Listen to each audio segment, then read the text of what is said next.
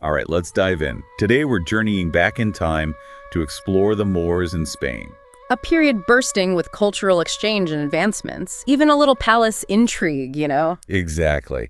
And you brought us a 1910 book called Moors in Spain by M. Florian.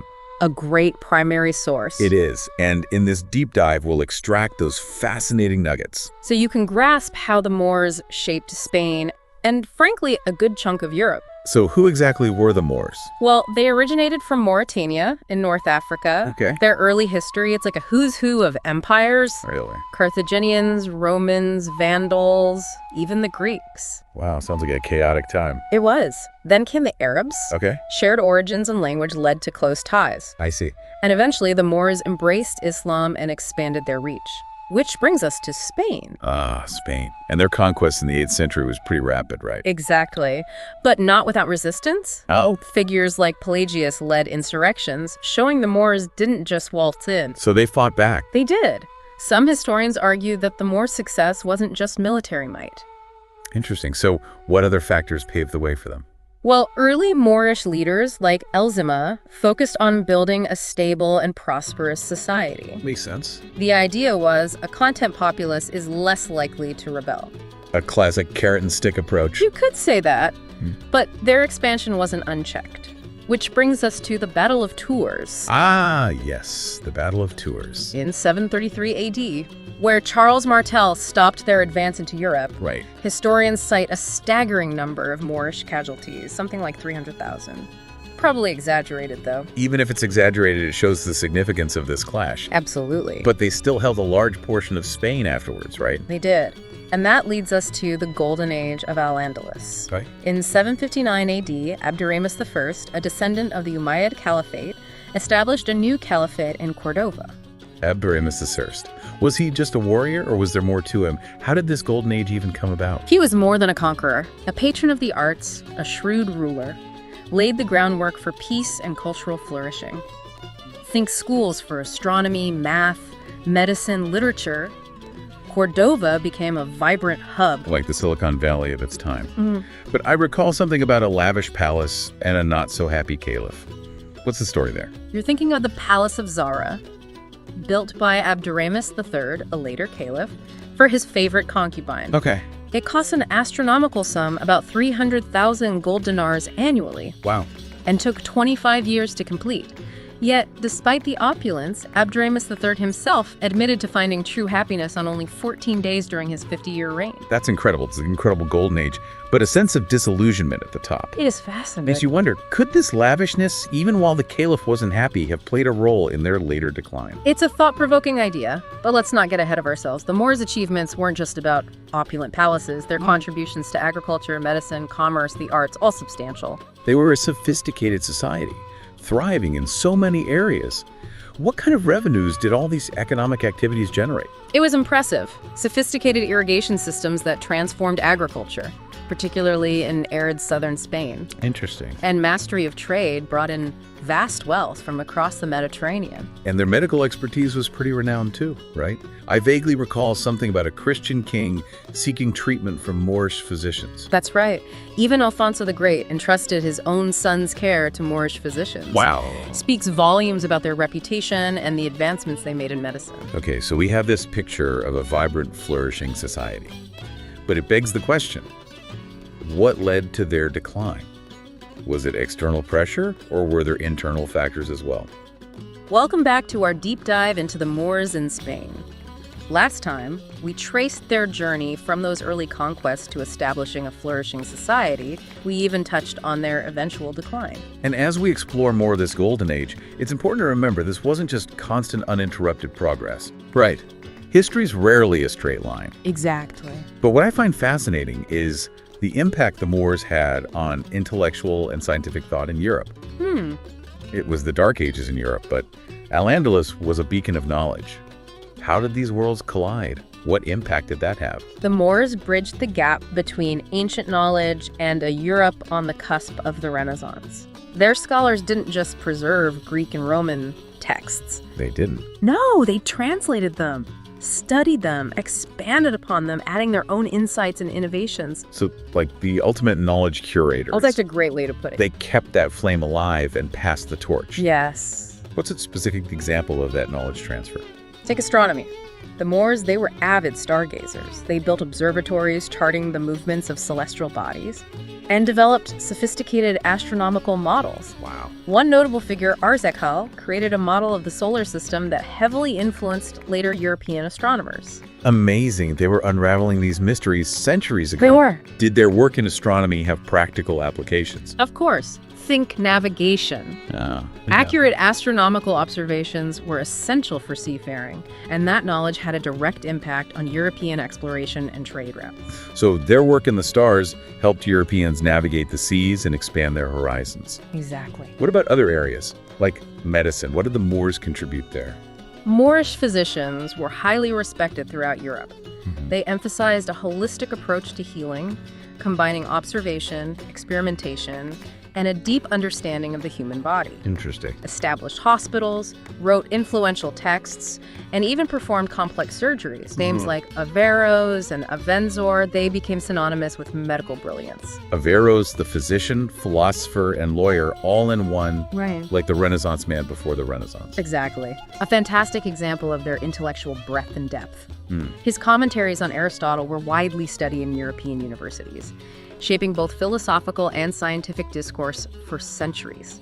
It's mind-blowing how ideas nurtured in Al-Andalus crossed borders and influenced some of the greatest minds in European history. It really is. It challenges the whole notion of a dark ages in Europe, doesn't it? It does. It highlights the interconnectedness of knowledge, how ideas, once they're out there, can transcend boundaries. It also reminds us that progress isn't always linear. Right. While Europe might have been experiencing a lull, other parts of the world were flourishing. And the Moors weren't just influencing astronomy and medicine. Right. They made significant strides in mathematics as well. Absolutely. Their most impactful contribution was probably introducing the concept of zero into the European mathematical system. Wait, zero? Yes. We take it for granted now, but that must have been revolutionary back then. How did that even happen? Imagine trying to do complex calculations without zero. Right. It was a game changer for arithmetic. It must have been. Opened up new possibilities in mathematics. Did this knowledge spread to Europe through a deliberate effort? Or was it more organic? A bit of both, actually.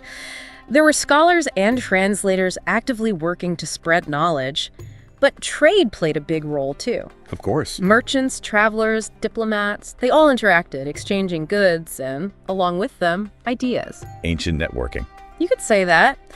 It's amazing how these everyday interactions can spark intellectual revolutions. It's true. It shows that the spread of knowledge can be messy and unpredictable. It is. It's not always about grand pronouncements or institutions. Sometimes it's the quiet exchange on a trade route that changes history. Exactly.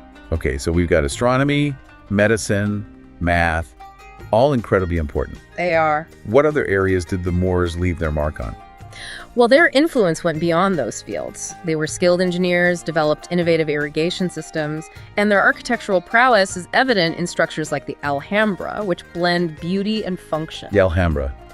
Those intricate water features, they weren't just decorative, were they? Not at all. Part of a sophisticated water management system, ensuring a constant supply of fresh water for the palace and gardens. It's like they had a built-in AC and plumbing system, centuries ahead of their time. They were masters at adapting to their environment, using knowledge to create sustainable and aesthetically pleasing solutions. And speaking of aesthetics, we can't forget their contributions to art and music. Right. They had a reputation for exquisite craftsmanship, didn't they? They did. Moorish artisans excelled in textiles, ceramics, metalwork, everything. They created objects of incredible beauty and intricate detail. That attention to detail, that craftsmanship, sets them apart. Yes. And their music, how did that influence Spain? Their musical traditions blended Arabic influences with local Spanish styles, Interesting. creating a rich, vibrant soundscape. That fusion of ideas contributed to the diverse tapestry of Iberian music that we still enjoy today. So it's not just about advancements or feats of engineering. No. It's about a broader cultural influence that permeated Spanish society. Exactly. A fusion of knowledge, traditions, aesthetics, creating a unique blend that still defines Spain's identity. This has been an incredible journey. We've seen the rise of this powerful, sophisticated society. We have. Explored their contributions, and even touched on those complexities and challenges they faced. Yes. But we're not done yet. No, we're not. In the final part, we'll explore the Moorish legacy and the challenges and controversies that arose during their rule. And we'll look at how their presence continues to shape Spain today, prompting you to consider the lasting impact of this fascinating chapter in history. Welcome back to the Deep Dive. We've explored the rise and fall of the Moors in Spain, their contributions to science and culture. We have. We even touched on those internal conflicts and anxieties that simmered beneath their golden age. But as with any complex historical period, there's always more to uncover. That's true. History is rarely black and white. Right. What were some of those challenges and controversies that arose during their time in Spain? Well, the religious and cultural differences between the Moors, primarily Muslim, and the existing Christian population led to some friction. Makes sense. There were periods of tolerance and coexistence, Yeah. but also times of, persecution and forced conversions. It wasn't always harmonious. It's a reminder that even in societies known for advancements, those human complexities and flaws still exist. Yeah, absolutely. Were there any specific events or policies that stand out as particularly controversial? One example is the Mozarab community. Christians living under Moorish rule. Okay. They adopted some aspects of Arabic culture while maintaining their Christian faith. Interesting. That unique position often led to suspicion and discrimination from both sides. It sounds like a difficult situation to be in, caught between two worlds. It was. What about the internal politics within the Moorish kingdoms themselves? Was it always stable and unified? Not always. We talked about the fragmentation of the caliphate. Those internal divisions often erupted into power struggles, rivalries, even violence. Right. Remember Abduramis III and the Palace of Zara? That lavish spending. I do. It sparked resentment and probably contributed to the instability. Absolute power corrupts absolutely, as they say. It seems that way. So even during their golden age, there were cracks. As their power waned, did these internal conflicts contribute to their eventual downfall? I think so. Internal divisions weaken any society, making it vulnerable to external pressures.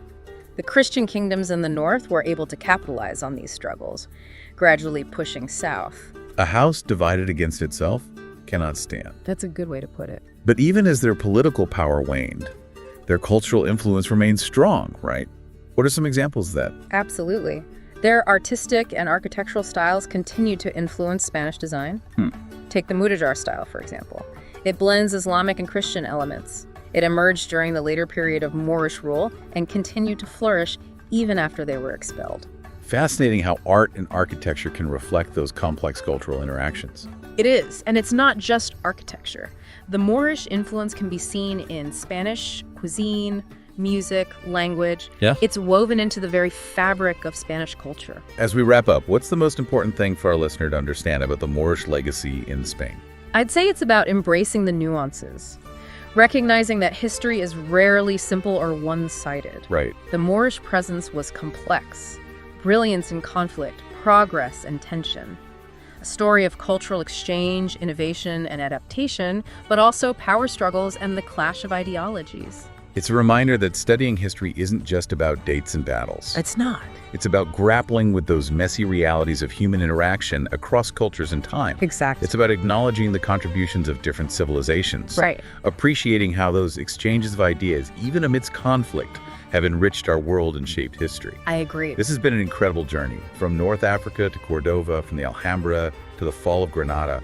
We've covered centuries of history, unpacked complex ideas, hopefully sparked your curiosity to learn even more. I hope so. As we leave you, consider this. How do you see the Moorish influence in Spain today? In the architecture, the food, the music, the people? Keep digging, keep questioning, and keep discovering those hidden layers of history. Thanks for joining us on this deep dive into the world of the Moors in Spain. Until next time, keep exploring.